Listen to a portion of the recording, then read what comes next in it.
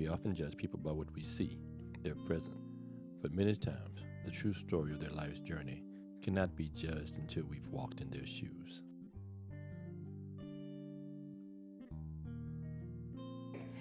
My name is Ieacha, formerly known as Tiny. I used to be an ex-homosexual for 19 years. I used to be homeless for 12 years.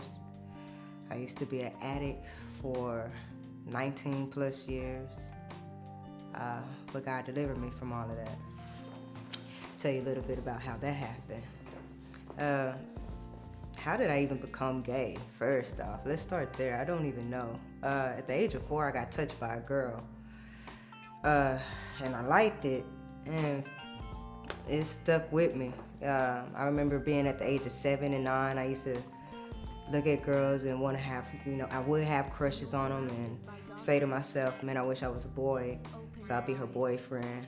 But as time went by, I just became a tomboy and grew upon taking the identity of a man. It was so many reasons why. As I see now, my eyes are open wider. I see how some of the seeds got planted. My mom wished she had a boy.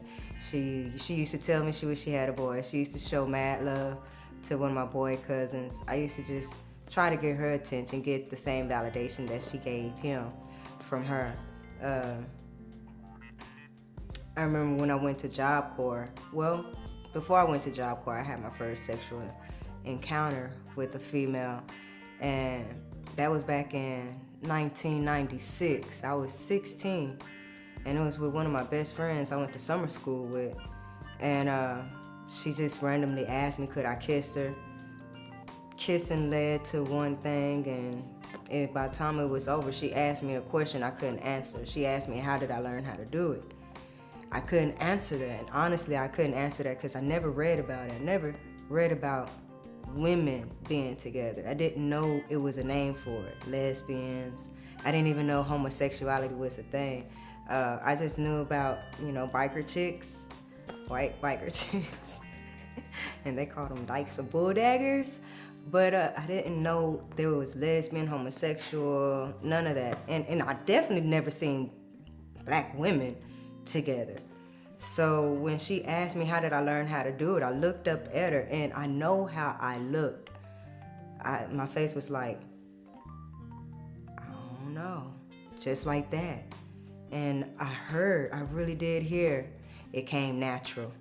So with everything that I was already going through as a child, all the way up to 16, I really thought that I was supposed to be gay. I really thought that my identity was messed up. Like I thought I was really supposed to be a boy trapped in a woman's body. And I really felt confident that God made a mistake. Even though I heard that God is perfect, I'm like, yeah, he perfect, but he missed this one. You know what I'm saying? It really. And as I got older, when I went to Job Corps, I felt like I could be myself. Nobody knew me. So I was starting, that's when Tiny came out. Boom, a whole new identity. And I thought I was free as a bird because I thought I was being me, Tiny. So, I'm really walking hard in Job Corps. I come back home. I got kicked out of Job Corps. I come back home and I cut my hair off. And it was because my mom told me she wasn't gonna braid my hair no more, and I'm tender-headed, and so I was like, well, let me just cut it off since I don't have no one to do my hair. So I'm up in the mirror primping. I'm like, and I look like a boy. I look like my cousin. And I'm up in the mirror primping, and then I'm wiping. I'm doing like this, because I used to shave my little facial hair or whatever, and I'm going on like this. And my mom come in, and she said, Ieacha, are you gay? And I said, oh, mama, I ain't finna answer that right now. She made me answer it, and I told her yes, I was. And she told me, I wasn't gonna be like that, living up under her roof. So that's when I started, I guess, taking leaps of faith in and out the house. My mom would kick me out, I would leave. She'll beg me to come back, I would come back. In and out the house. I ended up getting in trouble Ended up doing time in the penitentiary. And it was in the pen when I said my first prayer against the homosexuality. But it wasn't even so much against it. I was like, Lord, if this isn't who I'm supposed to be, then take this desire away from me. And I also heard you're not ready. And I left it alone. Thinking about it, I did a lot of praying to God for me to be the type of person who wasn't sure about God. Because I was also an agnostic. I went to church when I was at my grandma's house. But if I wasn't at my grandma's house, Ieacha wasn't going to church. My mama didn't really too much go to church like that to where I could say I was literally raised in church. I knew of God, I just wasn't sure of God. And so I did a lot of praying, but I believe it was him told me that I wasn't ready. So when I got out the penitentiary, my mom died a year after I got out. And I wasn't ready for the world just yet. The fundamentals of how to walk in the world, how to conquer the world, how to take on the world, how to live in society, I wasn't ready for it just yet. So she passed away. When she passed away, it was like, man, 95% of me went like literally with her. I lost myself. I literally lost myself. And that's when homeless came in because I was staying with her. And at that time, my family, it was so much he say, she say going on. They didn't reach out to me to actually see if I needed help. They was just going by what other family members were saying. So it left me stuck out. And that's how I ended up going from state to state, girl to girl, city to city, bed to bed, all that. So I was homeless from 2004 all the way to 2015, that long. And just going to state, city to city, I got to the point to where my heart had got so hardened towards people. I even hate to say the word hated, but I did not like people at all. Because all I needed was just that one faithful person that said, all right, Tiny, I'm going to help you get on your feet so you go on your way. Because that's all I wanted. I just wanted to get on my feet and just live my life. I got burnt so many times.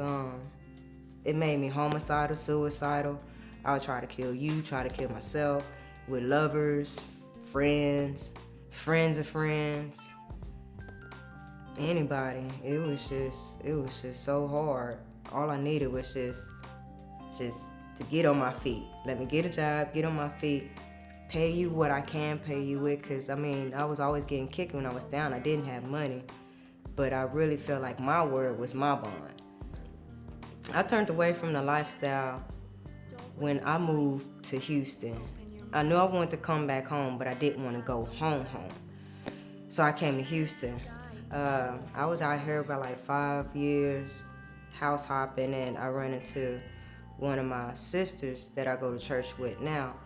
And she got delivered, and she told me about her deliverance, and I told her I didn't want to go to that church. I was like, that's good. I don't want to go there. And she asked me why. And I told her because I didn't want them to deliver me from my lesbianism. Because her story was like the only type, I think you only see that on TV. And for it to happen to her, I was like, oh, no. So I got scared. It was scary. I didn't want none of that stuff happening to me. So when I went to church, we went to church. I think it was like my third time visiting church. I don't remember the sermon. I don't remember nothing except the ending. We was getting ready to go, and we was holding the neighbor's hand. And at that time, my apostle, he didn't say, ask your neighbor, are they saved? He's asked that, he's told the congregation to ask your neighbor that before, but on this particular day, he didn't say that. But this young lady took it upon herself to ask me anyway. So when she did ask me, I promise you, when she asked me, it was like, I couldn't hear nothing else. except what was going on in my mind. She said, she leaned over, she said, "Are you saved?"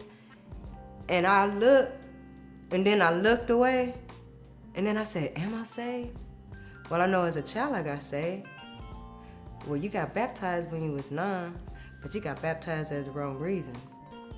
And then it's just, next thing I know, my feet just started moving. I don't think I said excuse me. I don't know if I said excuse me. But I remember my legs just started walking. I remember making it to the altar. I didn't say nothing to my apostle, and he didn't say nothing to me, but our eyes met. I don't even remember him taking a step back because I fell forward. And I was down there for a minute. And when I got up, man, I cried for a minute. But it wasn't, it was just one of those relieving cries. And it's like, I'm sorry, I'm sorry, I'm sorry, I'm sorry, I'm sorry. And when it was all done and over with, it was like, man, that's how that happened. I didn't think about it. Even though my life was, my life was such a mess. But I didn't realize how much of a mess my life, or I was then, until I see how I am now. And it's like, ooh, you brought me through for so much. Thank you, God. It was only one out of the many that really tried to come back. And let me be transparent. I fell for it. I did. I fell for it. I mean, I told her this. I said, man, I can always go back to God. That's how, when she came back, out of all the females, like all my exes, they changed. It's not because I done talked them into it. I was really ashamed, or like, not even ashamed, but kind of scared to show my transformation, I guess, to say, like, because in that community, they call them flip-flops. Oh, you ain't real. But I knew what God was doing within me was real. But I didn't want to be called a flip-flop, because it wasn't no, I'm this today and then I'm going to go back to that tomorrow. I didn't feel like that was going to happen to me. But I didn't say much to them. They stayed my friends on Facebook. I added my new page, Ieacha, to my old page. So I was like, well, if they want to know, they're going to send a friend request. So they sent friend requests, and they seen the transformation. They actually ended up changing themselves. I wouldn't know until, like, I might reach out of the blue. Hey, how you doing? Then, they'll let me know. And then that's, we start sharing stories and everything. But it was because of the progress that I stay in, that they see, that they keep watching. It's, I guess, make them like, man, it's real. Well, if anyone's struggling on making any decision, really, whether it's, coming out of homosexuality, coming out of any type of addiction, the best thing to do is just, you have to really fully commit that you want to come out of it. You have to really want to come out of it. I wanted to come out of it. Some part of me didn't, because it was the only thing that I knew. But I was literally tired. I was tired of being tired. I was sick and tired of being sick and tired. Of being sick and I was tired. I was tired, like, oh gosh, that tired. So when God handpicked me, I did not handpick him. He handpicked me. And when he actually sat down and he talked to me and he told me, everything that you putting into this world, if you just put it into me, I got you. I really didn't have nothing else to go on but that, because everything else done burnt me. Like, I was out of chips. I was out of straws. I was out.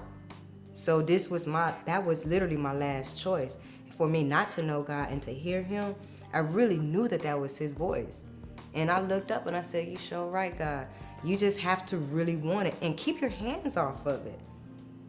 Don't worry about what society, your family, your friends, man. Yes, love them, but bump them. You have to have like a tunnel vision, like them horses that got them blinders on, and you just see God.